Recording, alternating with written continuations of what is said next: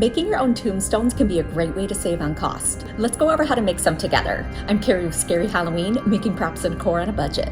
I'm using 1-inch foam board for this. You can buy large sheets that are way more cost effective if you want to make a bunch of tombstones. You'll need outdoor paint. This is left over from my infinity well. I'm also using black, brown, and green acrylic paint.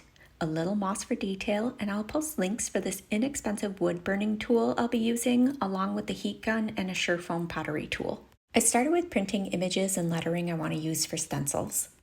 Next, I used a bowl to outline part of the tombstone shape that I wanted and then stenciled on the images. Now I'm making cuts with a jigsaw, but you could also use a box cutter or a hot wire tool. I'm using the wood burning tool to carve in details and the skull. Now let's add some cracks into the tombstone. Then grab that Surfoam tool and rough up the edges to make the tombstone look aged. This also helps it look more natural. Now I'm spraying on a little water and hitting it up with my heat gun to give this more of a stone texture. Be sure to do this step outside. I decided to build a box platform for the tombstone to sit on, but you could skip this step. I'm gluing it together with hot glue, then we'll repeat all the previous steps.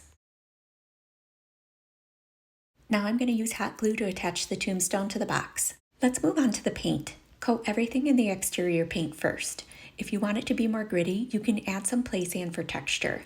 Also note that spray paint usually eats away at styrofoam. Once that's dry, I took a small brush and used black acrylic paint in the deeper grooves. Now I'm using watered down acrylic paint and applying with a foam brush. I layered with black, green, and brown and repeated this a couple of times.